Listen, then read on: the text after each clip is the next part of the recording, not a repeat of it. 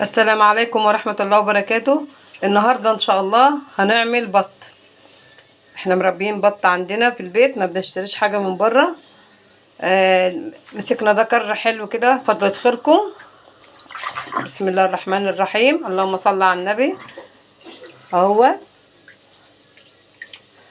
بصوا، غسلناه بميه دقيق وملح، قلبنا ملح على الدقيق كده ودعكناه كويس من بره ومن جوه عشان الريش الرفيع دوت، خليناه زي القشطه اهوت.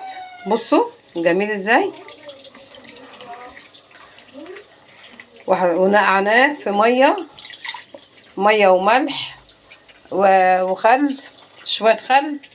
وهنا الحاجات بتاعتنا اللي هتتحط في الشوربه موضبينها اهي: جزر، بصل، طماطم، ورق لورا، ومعلقين على الميه بتاعتنا اللي هنسلق فيها اهيت على البوتاجاز.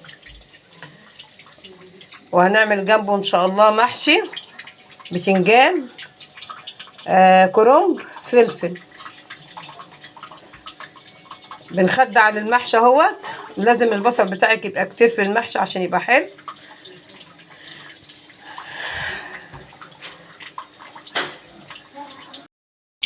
احنا هنا حبايبي خلينا الميه قبل ما تخش على غليان، سقطنا الدكر البط بتاعنا. ما تخليش الميه تغلي عشان لو غليت ممكن الدكر بتاعك او البطايه بتاعتك تبقى كبيره في السن تغيب معاكي في السوا. يا دوب بس الميه تدفى كده وتقومي ساقطه الحاجه بتاعتك. احنا حطيناها اهوت في الميه، مش هحط الجزر والبصل والحاجه بتاعته دلوقتي، لازم يغلي واطلع الحاجه الريم اللي هيطلع على الوش، وبعد كده احط له الحاجه بتاعته. وادي البصلايه اهيت. ما تخليش برضو البصلايه بتاعتك تغمق، لان لو غمقت الحاجه هتحرق على صدرك، الحاجه اللي هتاكليها تعمل لك حرقان على صدرك. لما تكون داخله على صفار كده تقلبيها قلبتين وتقومي قلبه القوطه بتاعتك او الصلصه بتاعتك. احنا هنا خلينا الصلصه بتاعتنا يا دوب داخله على حمار كده، قمنا حاطين صلصه، حطينا معلقتين صلصه كبار، علشان لازم تحطي الصلصه الاول قبل القوطه علشان تقتلك الماده الحافظه اللي في الصلصه.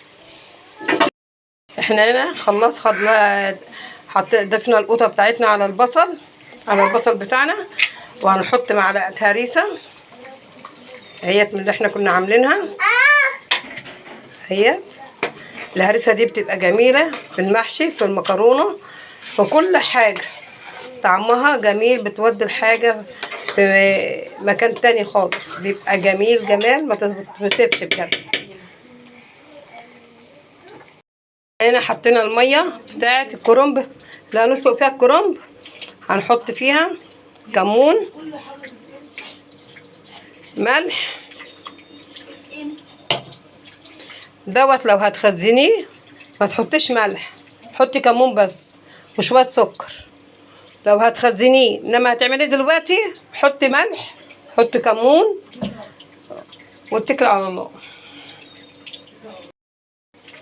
هنا لو الكرنبه بتاعتك كبيره على الحله تجيبيها بالجنب كده وتقعدي تلفيها كده، بصي كده، تقعدي تلفيها كده عشان احنا قاطعينها منين الراس اهي، لكن الحله بتاعتي ضيقه فهلفيها كده زي البقره كده، تلفيها بايدك كده زي البقره، هتلاقي الورق اتفكك من بعضه وهيبقى سهل معاكي.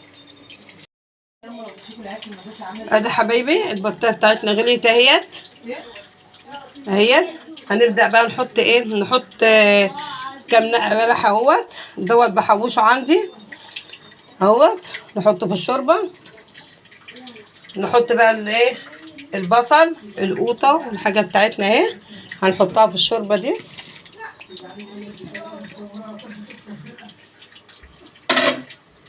نهدي عليه النار بقى، نهدي عليه النار ونسيبه بقى ياخد ويدي مع بعضه براحته بقى، يستوي براحته كده عبال ما نخلص المحشي يكون هو استوى. بصوا البطايه من ساعه ما حطيناها وهي على الناحيه دي، هي محطوطه على الظهر. احنا عايزين بقى بعد ما سيبناها شويه في السليق نقوم قلبينها على بطنها الناحيه التانيه. عشان بصوا دي عامله ازاي. تيجوا بقى تقلبوها الناحيه التانية عشان ايه الناحيه التانية، الناحيه دي تستوي زي الناحيه التانية.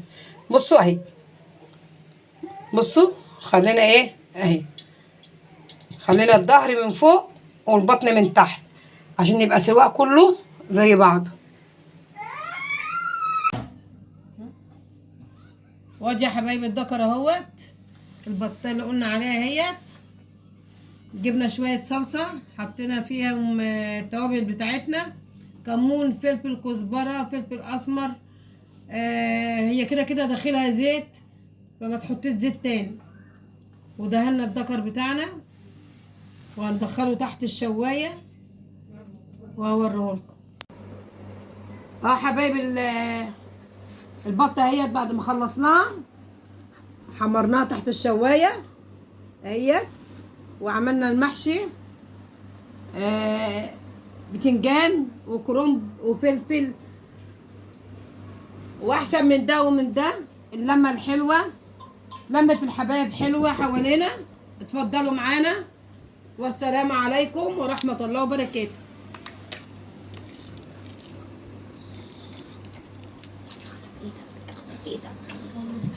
اخو مني 5 جنيه اجيب قصب العاب كلها دول القصب اللون الكبير ده.